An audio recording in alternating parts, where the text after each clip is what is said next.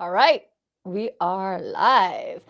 Happy 2026, friends. We made it. If your New Year's resolutions aren't already looking a little bit shaky, don't worry. This is a judge-free, judgment-free zone. I'm Cameron Geesaman. If you're new here, your local real estate agent, community connector, and honestly, Hamilton County. Hi, girl. And we're kicking off this year with some kind of big updates. Some things are happening in Westfield. They've got a new downtown redevelopment plan. There is a new needlepoint place in Carmel, so we're going to talk about that. There's a lot happening across North Indy suburbs right now. We've also got a few curveballs. One local food concept is out the door. Incog is making big moves here in Fishers, so we're going to talk about that. And then a new kind of big best places to live list is making its rounds. And spoiler alert, we've got thoughts on all of that. So if you're wondering also what the housing market is doing, we're going to kind of talk about some predictions for 2026. We're going to get into that. And then, so no fear mongering here. Grab your first week back coffee, shake off that holiday fog, and let's dive into what's happening around Hamilton County this week. There is so much happening. Couple weeks ago, honestly, when we were looking at things, I made a comment that it was kind of just like slow going. There was literally nothing happening. And now that we're in 2026, I feel like all of the news outlets are kind of talking and things are happening. And so we're going to jump into all of that. Before we jump in, though, leave a comment below of where you're watching from. I like to kind of see where people are watching from. I've noticed that we've had some recent locals that have tuned in, which I absolutely love. And then people that are around the country that are looking at Indiana. And I think there's actually some things that we're going to talk about today that are going to make people who live outside of Indiana actually really interested in this area. So I've got my water. I didn't get tea today. I didn't even update the, normally I have my little plant. I've just been so busy. I'm reorganizing my database. It's just craziness over here, but we're going to jump in. So the first topic that we are going to talk about is that I think it's going to be big news for a lot of Fishers people, because ultimately Fishers Test Kitchen is no-go anymore. So a lot of people have kind of been talking about, should have blown my nose before I started. The Fishers Test Kitchen came about around the pandemic. So right around the time that everything was shutting down, it was actually having struggles because they were trying to open, but yet we couldn't be open, and it was a new concept. So essentially, at the Sun King, there's a location at the Yard in Fishers where it had 3 different restaurants that came in and they kind of tested their food, and you can go in and you could pick between 3 different restaurants. I liked that, being gluten-free, because then I could go in and determine which place I wanted to go to. Well, that's no longer a thing. So the era of developing restaurant concepts at the Yard at the Fishers District is over. The Fishers Redevelopment Commission voted December 29th to terminate the lease of Fishers Test Kitchen, a restaurant accelerator that has operated as 3 counter service stalls in conjunction with a Sun King Brewing Company tap room since February 2020. So Clutch Kitchen, which is a restaurant founded by Indiana University's alum and Master Chef competition winner, Kelsey Murphy, she's a local, opened in the 3,000 square foot space on January 2nd. So Sun King and Clutch Kitchen share the building. They're at the Yard. It kind of talks about the redevelopment and how everything went. And so it'll be interesting to see how that kind of plays out. I think there's a lot of people that are really excited about that, especially since she's a local and there's been a lot of buzz with her being in our area, and she's been doing all sorts of things. So I'm really excited. I want to try it out. I'm hoping that she has some gluten-free stuff, which let me actually take a second. And if you have watched a few weeks ago, I mentioned that Vicious Biscuit is opening up in Fishers. Well, they are open. They have gluten-free biscuits and they are amazing. So just as a heads up. So it says the clutch menu in Fishers includes sandwiches, pizzas, wings, nachos, and salads. So excited to kind of see where that develops, how long it will go. It says that Murphy will pay a 1.5% of revenue from the restaurant and her catering business to the city. So that's kind of nice. There's that, agreement between the two, which is really, really nice, to be honest, because that's kind of what the test kitchen was. There was the connection between the city and the test kitchen. So I'm curious if you think this is good. Did you go to any of the different locations? When they first opened, there was a pizza place. King Dough, which is a pizza place downtown. They opened a spot in the test kitchen, and I loved it because, again, they had gluten-free options that were really, really good. But they didn't last as long as I had hoped they would, because the goal was to kind of like filter through the test kitchen or restaurants that were there. So anyways, that's the first topic today. The next topic is if you are into embroidery and or needlepoint, then, which I just started, one of my goals this year was to not doom scroll on this device. There are times when I'm in the office, I'm working all day, I go to the couch and I want to relax. And when I relax, I sometimes end up doom scrolling for like 2 or 3 hours. I don't know. Raise your hand if that's if you're that person too. It's so bad. And I noticed that I was just wasting time and I wanted to do a better job. My sleep hasn't been great. So I decided to pick up needlepoint. And so when I saw this, I was really excited. Mother Daughters Open Needlepoint Shop at Carmel. It's right down the street from the cake bake. So a mother and 2 daughters recently fulfilled an ambition of opening a needlepoint shop. The Proper Stitch, which I absolutely love that name. Good job. I don't know how you came up with it, but I really love it. The Proper Stitch has more than 700 canvases available and sells a variety of threads, project bags, and other needlepoint accessories. It also offers classes for needlepoint crafts. The shop is owned by Kathleen Dusing and her daughters, Lauren and Megan Dusing. Megan began needlepointing during the COVID-19 pandemic in 2020 and quickly fell in love with her new hobby. So she taught the skills to her mom and sister. I haven't been in there yet. I'm super excited. I think it's going to be fun. I think it's a great addition. I actually don't think that there are really much of any needlepoint. There are a couple of places in and around Hamilton County that you can get needlepoint supplies, but to see that this is where you can go get canvases and actually do bigger projects, I'm excited. And it's not mainstream in the sense of like it's not Hobby Lobby or Joann Fabrics, which actually is closed, and all these places, right? So excited to see that that is a new addition to the Carmel, which isn't very far, especially for clients that are relocating. I explain, the benefit, even if you might not live in Carmel, but you want to visit Carmel, it's about a 20-ish. For some people, it's 15 minutes. Some people, it's 30, but like 20 to 30-minute drive to be able to go and see. And if you're right by there, you might as well go to Cake Bake and experience Disney cake. Chris Kindle Market is over, but during the winter, you could get needlepoint, get a piece of cake, walk around Chris Kindle Market.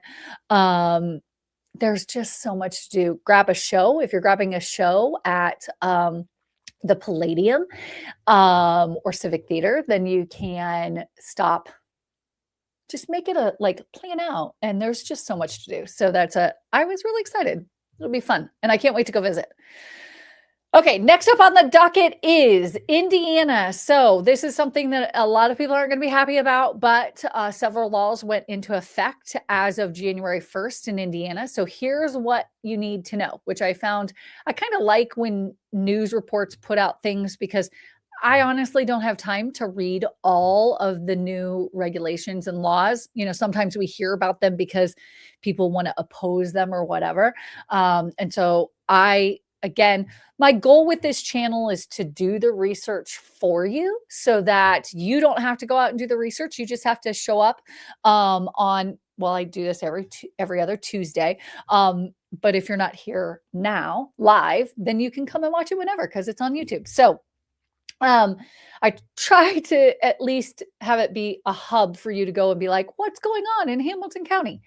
So property tax reform, yay, property tax. Honestly, you can look at this many different ways. I don't think it's bad, but Hoosiers will see a 10% property tax credit of up to $300 on all homestead property tax bills. Additional property tax credits will go into effect for fixed income seniors and disabled veterans.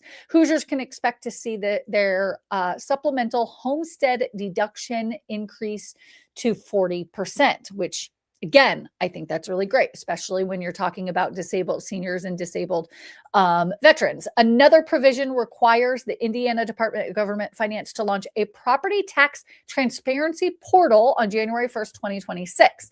The the online portal would help homeowners compare current and proposed property tax rates. It would also allow homeowners to give feedback to state and local officials. And then both Indiana Senate President Pro Tem Rob Bray, all the words, and Indiana House Speaker Todd Huston have hinged on making tweaks to SEA1 later this season. So we might see that actually change. And then the Indiana Consumer Department of Protection Act. So years after Governor Eric Holcomb signed the Indiana Consumer Data Protection Act into law, the legislation officially went into effect Thursday. The law gives Hoosiers consumers more control over how certain companies collect and use their online personal data. Hoosiers also now have the right to ask those companies to delete or restrict the use of their personal data. I think we can all feel this. It's one of those things where I even was scrolling the other day and I noticed that I was scrolling and someone had posted that there's this scam where they're getting this package in the mail. And if you scan the QR code and they get all your data. And so I just think we're living in a world where this is just going to be something that is a continuous issue. Actually being in sales, honestly, I have to call people to try to generate business. And so I get the telemarketing aspect. I try to do my best. If somebody's like, don't call, I'll never call you again. Because I want to be conducive of that. But so we want to protect our Hoosiers and we want them to assure the data that they put out there, that it is secured and that is secured as it's supposed to be. The law excludes government agencies, financial institutions, and companies that store health information. So good to know. Think that was really great. Healthcare reform after Governor Braun called on the Indiana General Assembly to go after pharmacy benefits managers, PBMs. During the State of the State address, lawmakers passed several bills placing restrictions on the middleman that manage prescription drug coverage. Starting Thursday, PBMs must ensure that their pharmacy network is reasonably adequate and accessible. So it kind of goes into some of the other aspects of the law. Then we go down to the BMV amended registration starting Thursday. Hoosier drivers need to alert the Bureau of Motor Vehicles if they change the color of their car.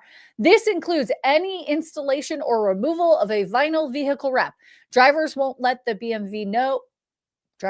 don't let the BMV know within 30 days could receive a warning from law enforcement. However, vehicle owners who don't let the BMV know may be charged with a misdemeanor if the vehicle was used to help carry out a crime. Very interesting. I thought that was quite an interesting thing. I don't think I realized that if you change the color of a car that you need to let them know. I'm not sure. It makes complete sense. I don't know why I never thought of it, to be honest. Because I mean, how many crime shows do you see? I literally was reading a book the other day, or finished a book last year that where the criminal literally they committed a crime, then they went and painted the van and continued to commit crimes, and they couldn't find the car. I mean, it makes sense, Cameron.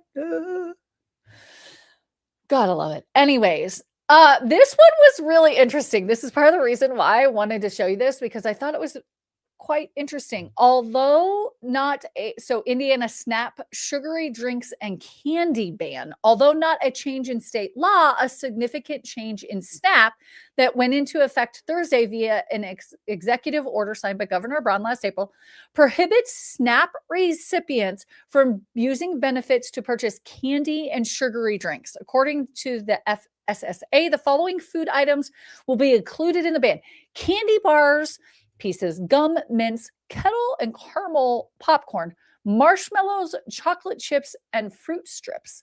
However, SNAP recipients can purchase the following food items with their benefits: fruit, ice cream, potato chips. Drinks that will fall under the ban include soda, sports drinks like Gatorade, energy drinks, sweetened iced tea, water mixed with sweeteners. Hoosiers on SNAP can still purchase the following drinks using their benefits: water, fruit juice, unsweetened iced tea, pediatric electric drinks.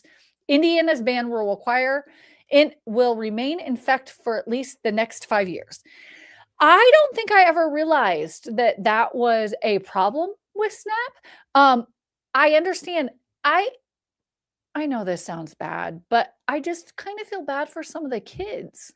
Like, there are some times where you want to be able to buy them something fun, and you took out a lot of the fun.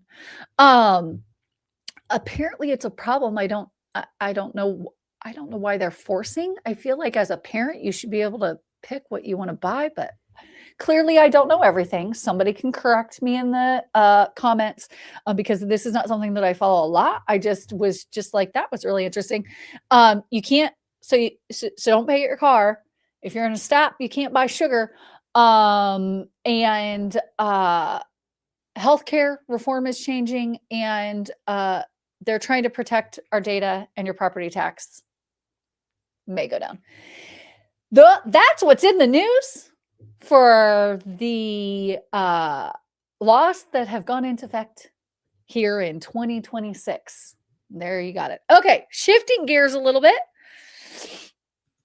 Sorry, I have a little bit of a runny nose. Okay, Westfield unveils blueprint for downtown redevelopment. So we all know, if you are driving past Westfield or you're driving around Westfield, you know that there's been delays and redirecting for traffic and all the things, because Westfield is trying to actually make a downtown, because let's be honest, for the last entire life of Westfield, there wasn't really a downtown, not like you would feel like you had in all the other the other prominent cities in Hamilton County. So like Carmel, Fishers, Noblesville, they all have like downtown areas. Westfield really didn't. So they finally made the jump to kind of add. You can see these are the new apartment complexes, which look amazing.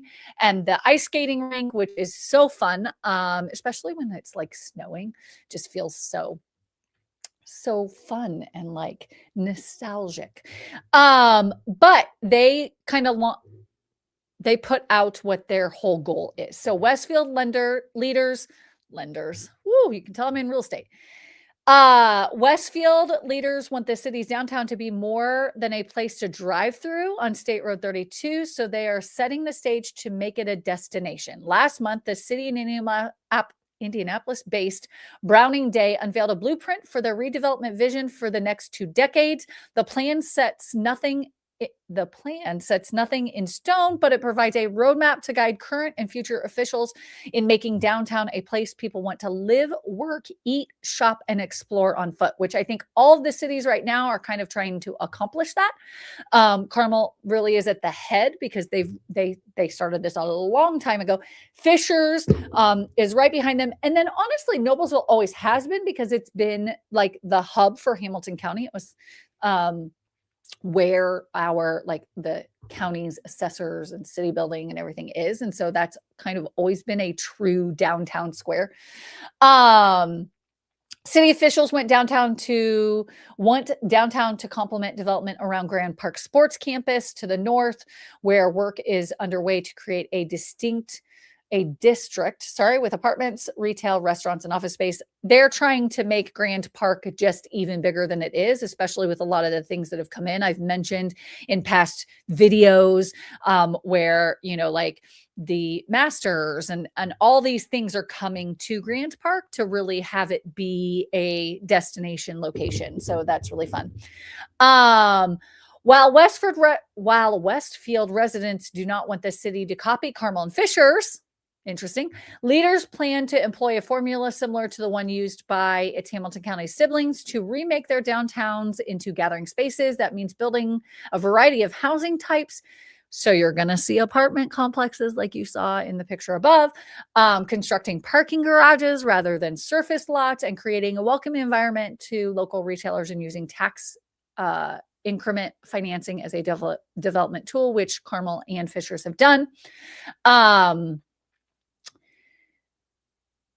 Browning Day's downtown redevelopment plan creates 6 of what it calls downtown plan areas north and south of State Road 32, which is undergoing a reconstruction expected to last through this year. So along 32, there's just a lot of new development. So let me scroll down and I'll kind of show you. So this is kind of a plan. So they have residential. So this is essentially Main Street 32 that goes straight through downtown.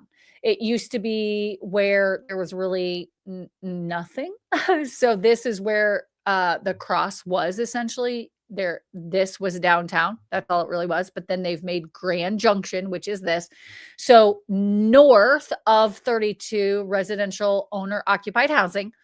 Also legacy and historical core. So each area, Noblesville has definitely more of a historical area, which is really great. And then residential owned occupied housing. Again, this is Main Street. So they're planning on having retail all along there, which there already is a few things that is along there. Residential Creekside owner occupied housing, retail, Grassy Branch Creek Boardwalk, which that's really fun, especially from the walking. You've got Grand Junction Plaza that opened in 2021 here, and then the Union at Grand Junction project to open this year, which is really great. The Grand on Main projected to open in 2027, and then Park and Poplar, which is opening to be determined. So there's all sorts of stuff that's planned. Wills emphasizes that current residents and business owners will not be compelled to sell their properties, but some people have sold and others are in the process of selling. We don't care if any of our residents downtown ever sell their property, and we're certainly not going to be forcing people out of their homes or out of their buildings. It's a vision of what can be in Westfield. So I kind of like that they are sort of shifting that. I will say that there's a lot of Fishers, older community and neighborhoods. Like one specifically got tore down that was along the Nickel Plate Trail, and then which is now going to be apartments and condos. It was another neighborhood that it was going to be a development, and then it hasn't done anything. So it's just literally sitting as a big lot.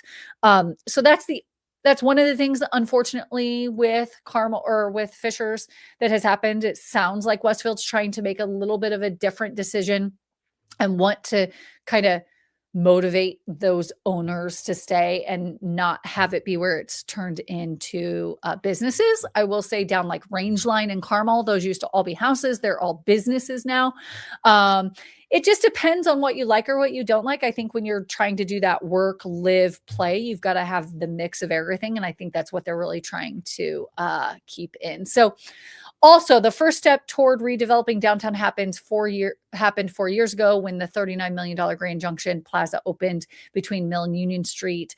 It was huge. A 6-acre public park hosts civic events like the Westfield Farmers Market, and it's got green space and trails and amphitheater and everything.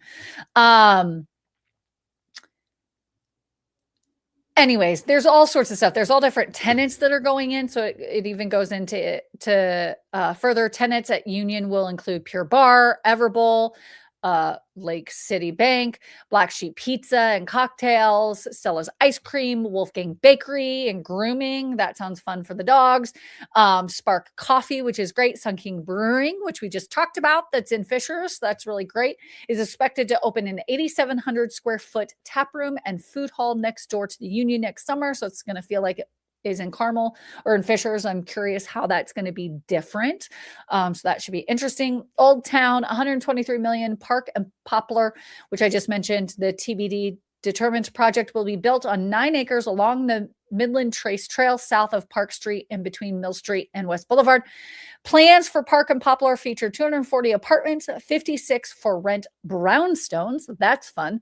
A 3-story building with 60,000 square feet of office space and 3-story building with a 29,200 square feet of retail and restaurant space and a public parking garage with more than 600 spaces. So that's really fun.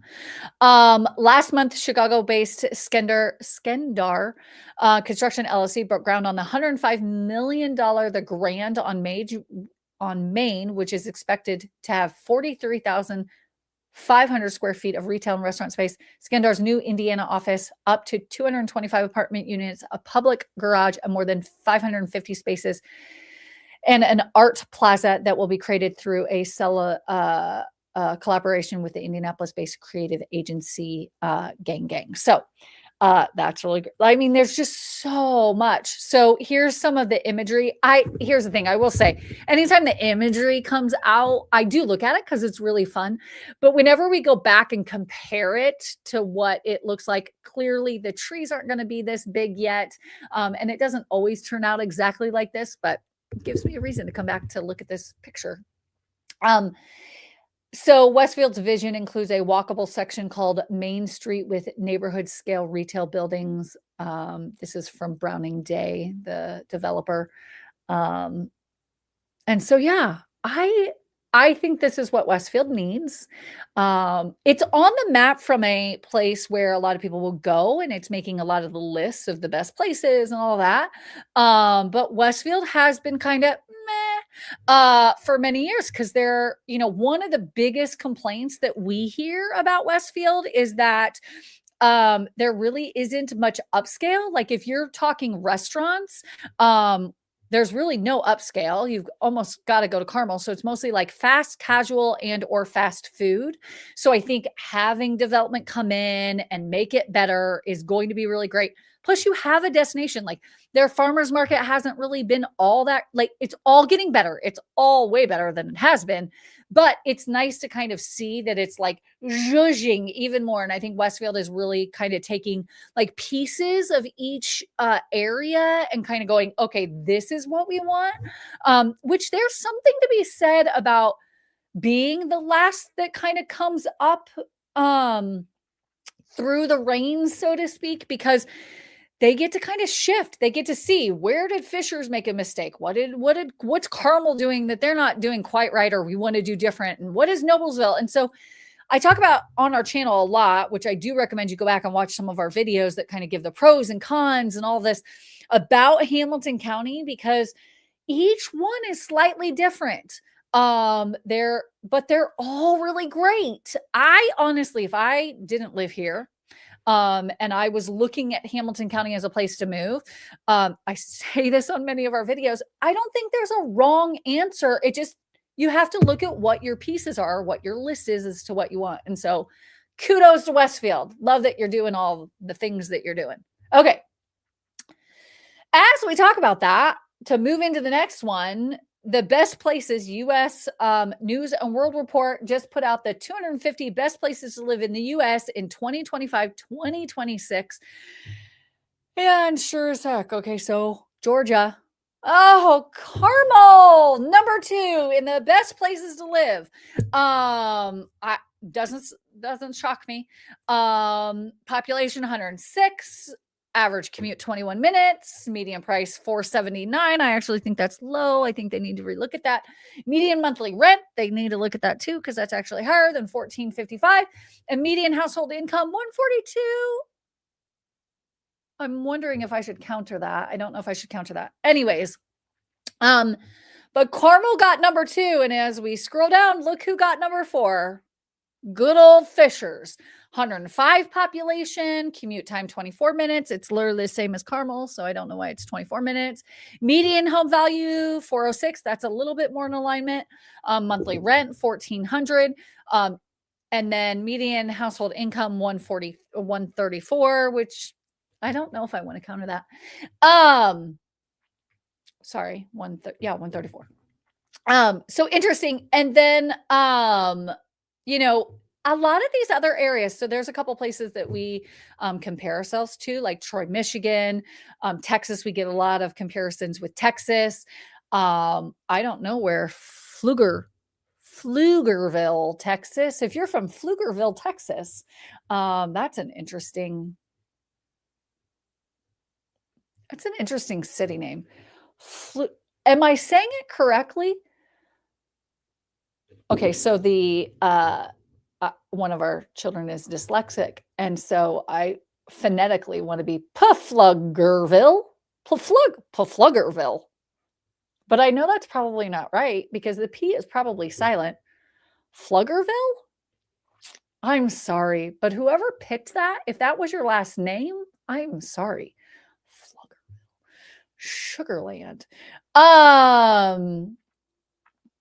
McAllen makes more sense. Cedar Park, Texas. There's so many other. So you can see, so normally I wanted to kind of show you this because normally we get Carmel and Fishers, right? And then right behind it, we usually get Noblesville and Westfield, and you don't see it. Now, I don't know. Let's see if I can actually, I didn't look at this real close because honestly, I kind of felt like I knew what it was going to say, which it does. I don't know if it lists the two, if Noblesville and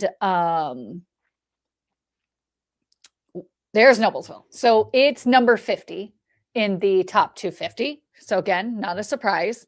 We haven't got any other Indianas. So interesting that we haven't seen, like Greenwood or Brownsburg or Fort Wayne typically sometimes gets some benefits of being in lists, but so far in Indiana, they're all in Hamilton County, and that's usually, there's Greenwood. Greenwood is 91. Okay, Columbus in at 92. Interesting.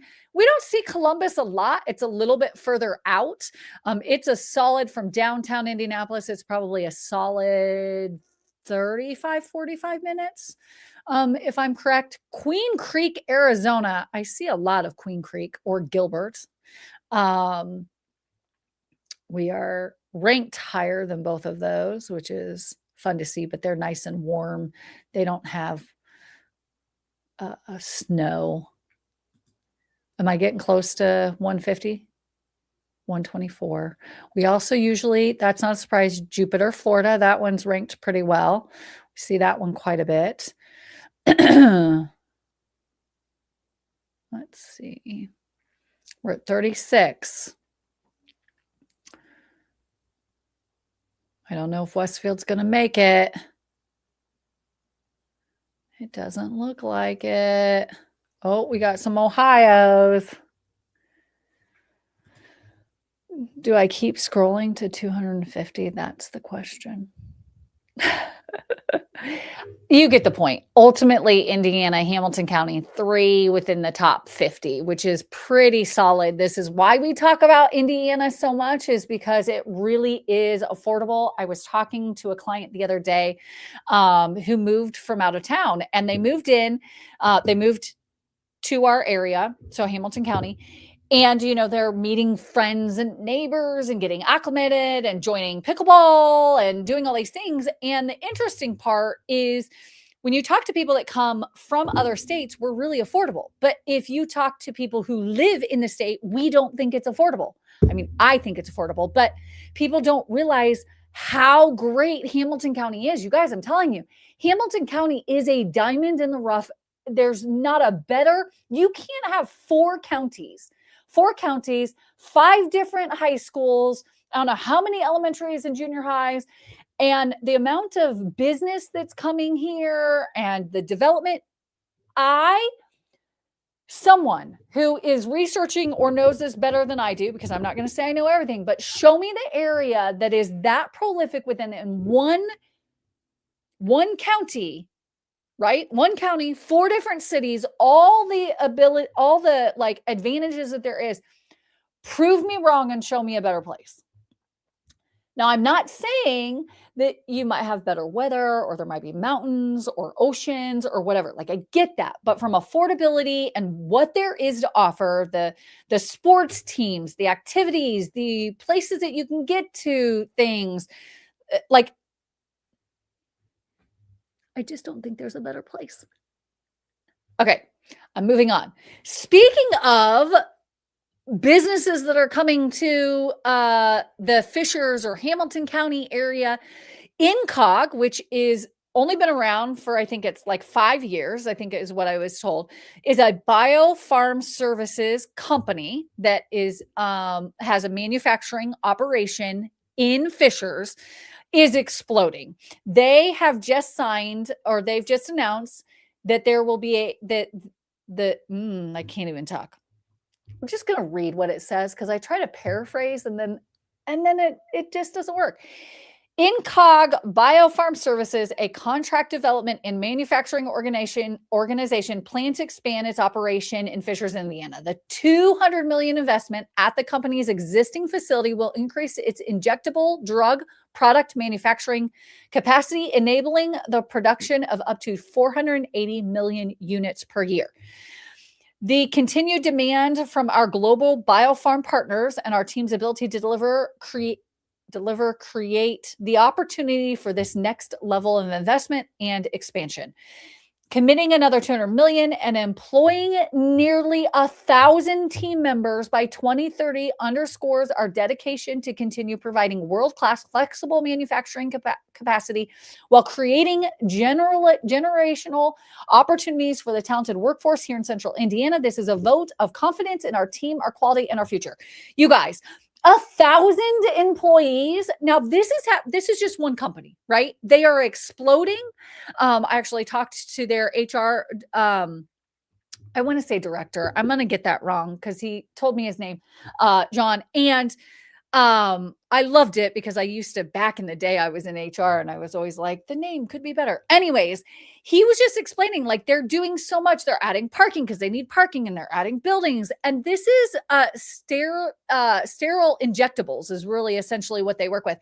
And so GLP-1s, everybody's talking about them. It's all over. And so this is huge, 1,000 employees. Now, that doesn't mean that 1,000 people are going to relocate here, but they're opening up those jobs. This is why Hamilton County is so great. Carmel is bringing in businesses. Westfield and Noblesville is bringing in businesses. It is a hub to be able to have your actual work, play, live area. And I just think it's awesome. So I got really excited yesterday when I was talking to John, because these are the things that make me really happy. And some people are going here. Okay. Put in the comments, I hate that it's going to bring all more people and the traffic's going to suck. And like, I get it. Yes. I don't know what to tell you. If you are move to Pendleton, to Cicero, to Anderson, like move, like Whitestown, move further out and then drive in. Like, there are towns that are right next door that are quieter, smaller. I actually think Pendleton is the next Fishers. I've said that for a while. Sheridan's exploding. And so these are all locations that are, people want more, rural. They're going to live out and then they're going to drive in and work at Incog. I think it's great. I'm here for it.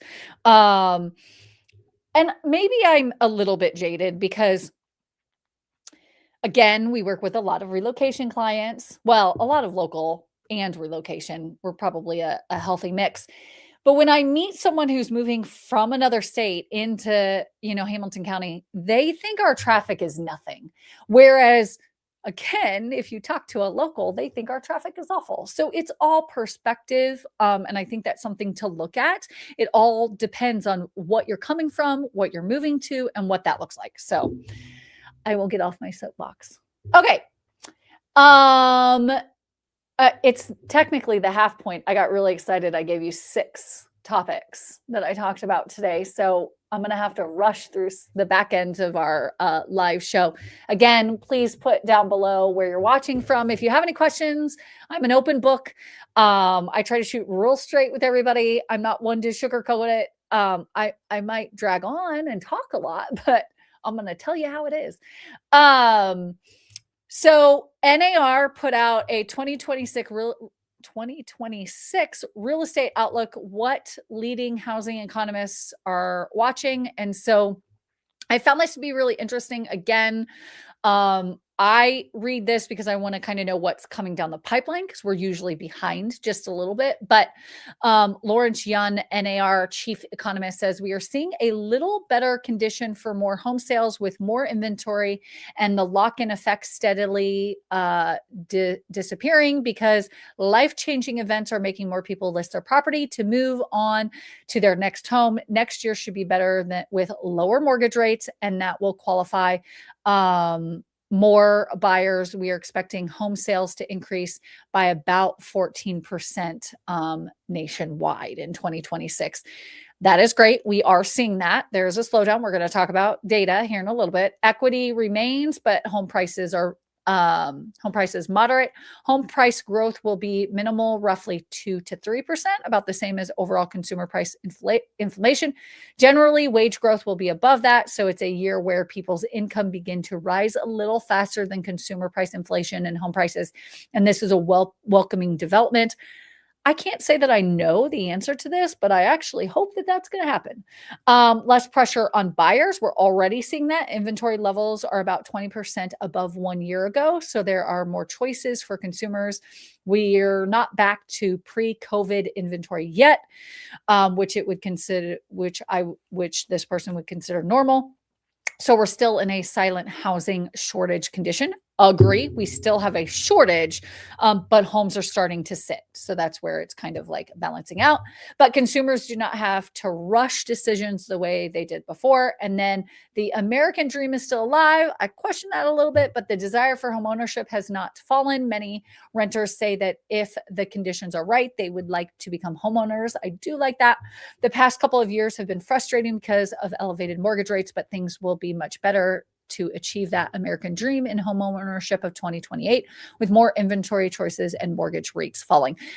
So months ago, I had mentioned that the average first-time home buyer age is sitting at 42, which every time I say that to somebody, at least here locally, seems really, really high.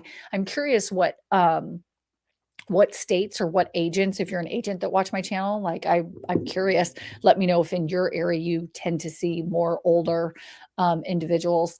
Supply side signals. So again, we're seeing some improvement in new home construction. I'm going to talk about that a little bit. One of the big helping factors is the ongoing easing from the Federal Reserve.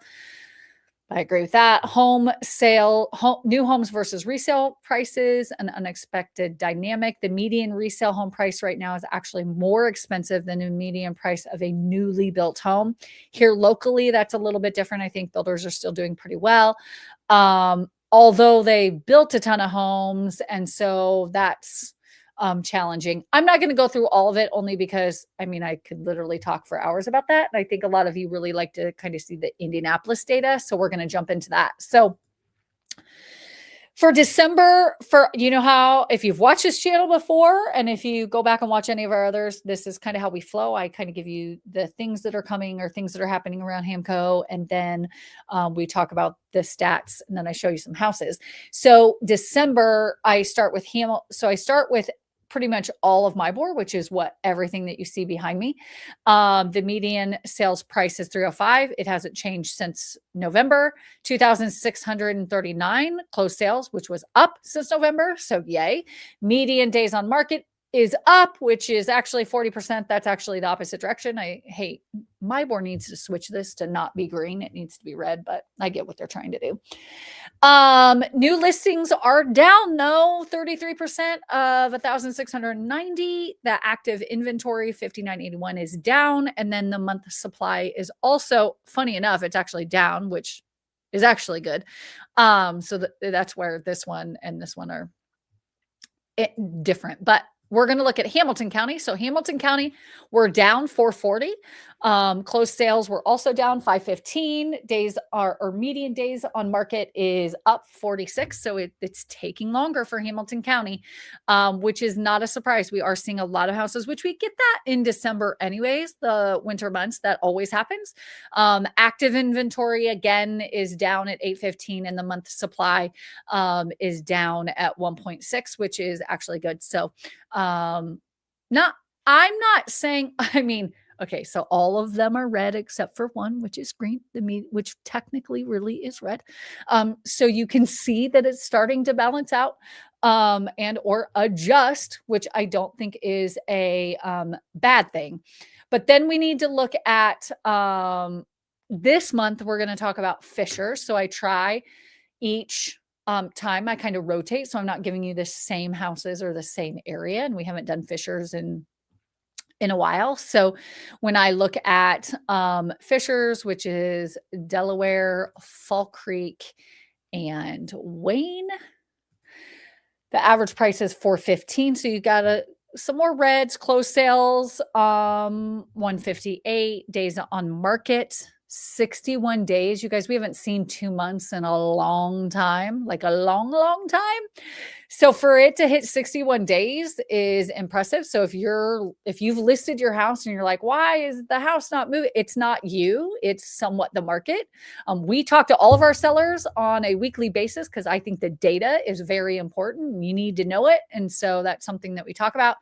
Active inventory is down, and then month supply again is down, which is good. So interestingly enough, when I pulled data on, because we're talking about Fishers, there were 226 active listings in, okay, so when I say Fishers, I search, and I think that you should search for Hamilton Southeastern School District. I like to go by school districts, not technically the city, because it's a variable.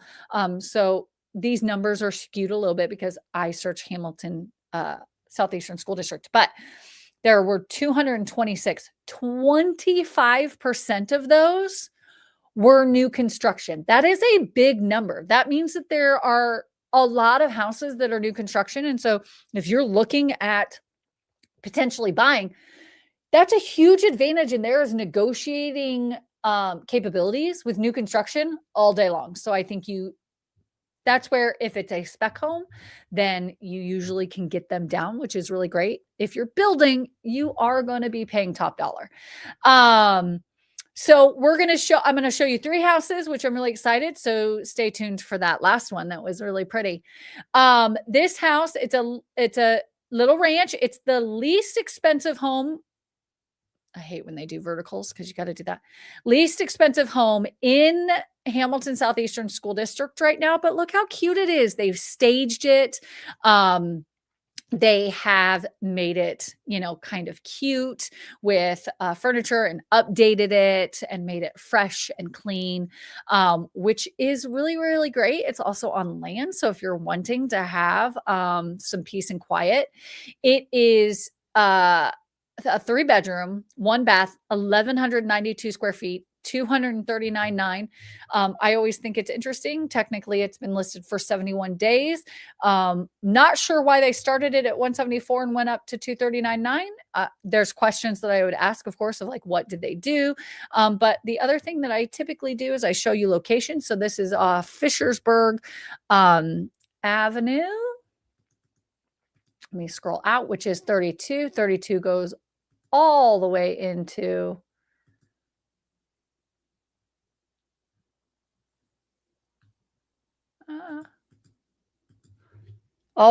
Westfield. So it's right by Fishersburg, right by Lapel. So you can kind of see, but it technically is a Hamilton Southeastern School District. So I always find that really interesting. So if you're wanting kind of quiet, it's technically Noblesville, but if you're wanting to be further out and not be in that hustle and bustle that I talked about, then that's where this is a really great advantage. So Anyways, that's the first listing. So if you're wanting least expensive, then we go mid-grade. This is actually in one of my favorite neighborhoods. There are a few neighborhoods that I really love that are kind of the older feel. We get those questions a lot, like, because Fishers or Hamilton County is a fairly newer county, right? And so we don't have a whole lot from like old homes. You got to go to downtown Indianapolis to get the really old 1800 homes. But look how open this is. I think there's so much potential. Some people aren't going to like the wood trim. So paint it if you don't like it. I don't mind it. I actually like wood in a house. And actually wood is coming back. So that's really great. But it's got potential. I'm not going to say that it is perfect the way it is, but that's what I love about properties like this is there's room to be able to change it. It has a basement. And I mean, look at that. Side load garage on a big lot, corner lot. It clearly was snowing when they took pictures, but such a great property. So 3-bedroom, 2.5 bath, 2,800 square feet in Timber Springs. So it's downtown. So let me show you on the map. It's downtown Fishers. I actually grew up right around this area. And this is the Nickel Plate Trail. So there's walking that you can even get to over there to be able to go to downtown Fishers. It is also really quick access. You can take this Hague Road to 96th Street. So like from jumping on the highway and getting to downtown, it's really, really great. I honestly am surprised that it hasn't sold. The only thing I can think of is that maybe it's priced a little high. It's been on the market for 37 days. It started at 600 and now is at 595. So a ranch in essentially downtown Fishers that has a basement in one of the kind of growing up, everybody was like, that's the neighborhood in downtown Fishers, or one of the in our little area. Such a great property. This should be sold. I'm just telling you right now, I don't go buy this house. Call me and we'll go see the house. Okay. Lastly, I wanted to show you this beautiful house, which hasn't sold. I'm not surprised to a certain extent, partially because it's $11 million. But this is Andretti's, Michael Andretti's house. So race car driver for the Indy 500, has this beautiful, stunning property. I mean, look at this night shot. Way to go to the realtor who had the photographer go and do a golden hour shot. Look at that entryway when you pull in. The views of Geist are chef's kiss. The portico that you can drive in, drop your guest off so that they don't get rained on. I mean, you could go on and on. I feel like I could tell a story about this house. I would love to tell us. I would love to make a video of this house telling a story about the person who lives here, because you guys, look at this. There's a water feature when you pull into the portico to drop your guest off. You feel like you're at a resort hotel. I need somebody to show up and hand me a glass of champagne as I walk in, and you walk in and it's beautiful and stunning. I mean, okay, I get it. Some people might not like this style, but this is, I mean, it's gorge, right? Like, it's beautiful. We're showing a picture of a light.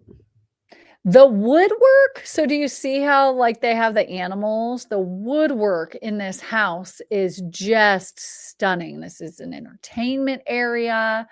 The bar. I think that was that the basement? No, I think that's the first floor. That's the kitchen on the first floor.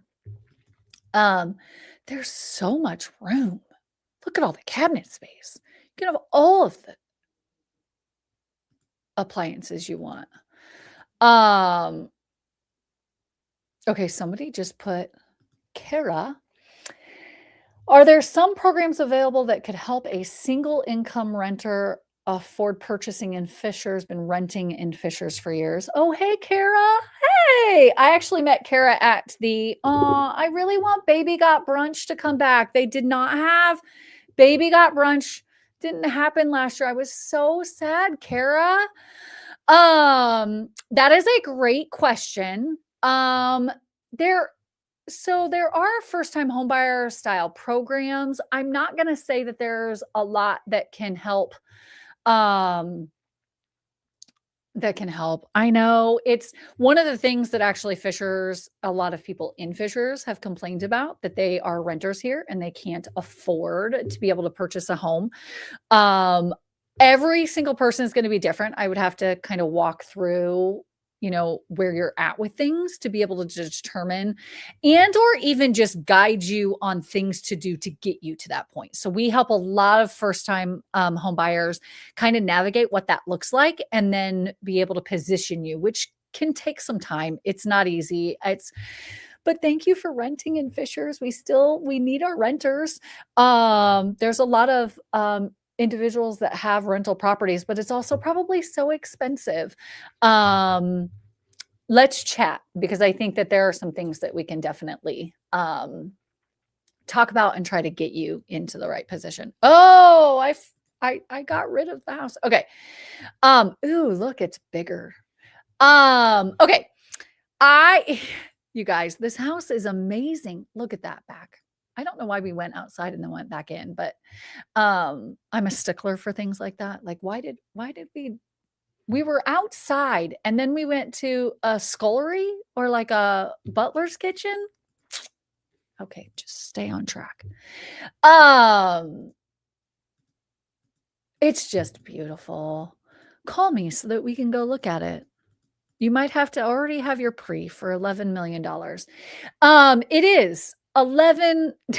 I said 11. It's technically closer to 12. 11,950,000.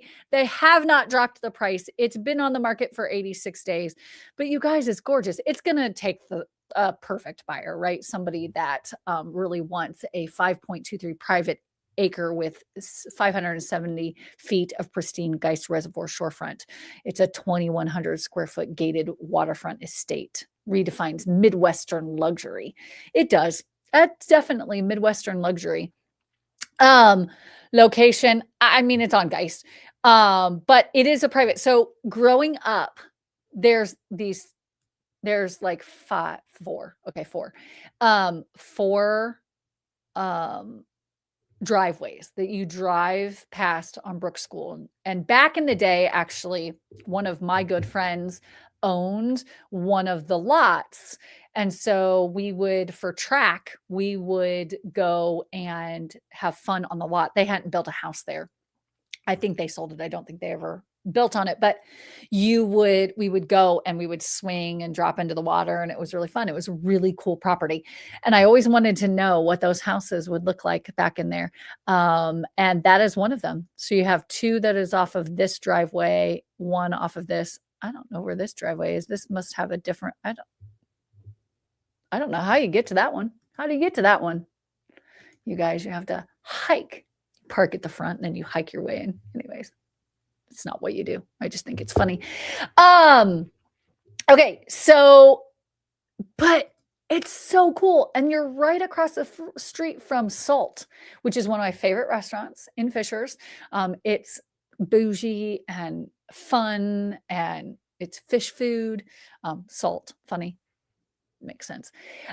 So if you're pre-qualified for $12 million, give me a call. Let's go see it. I haven't seen it yet. I'm bummed because I really want to go see it. So you guys, that's it. That's all I've got for you today. Wild ride. So much happening. I feel like as we get into the year, right, there's going to be more that's popping up. I will say we also went to Activate. So that was that new like gaming where there's different rooms. That was a lot of fun. I need to post that on my Instagram because I need to show people what it's like. It was so much fun. Our boys loved it. That's when we then after that went to Vicious Biscuit. If you're gluten-free, those biscuits. Oh, they're so good. And the staff was great. They were really nice. Yeah. So that's all I got for you today. Happy New Year. Thank you for watching our channel. We're going to keep doing this until somebody tells me not to. I might still do it even if somebody tells me not to. I get to talk for an hour and ramble, you guys.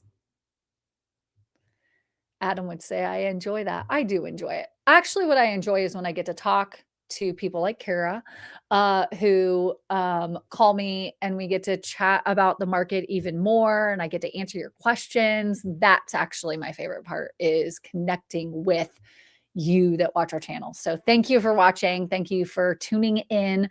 I'm going to be back in 2 weeks.